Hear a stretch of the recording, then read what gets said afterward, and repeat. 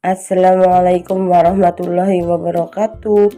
Hai semuanya, jumpa kembali di channel YouTube Dapur Puji Lestari. Pada video kali ini saya mau membuat cemilan cireng bumbu rujak yang renyah, garing dan mudah buatnya. Penasaran cara membuatnya? Yuk simak videonya sampai selesai.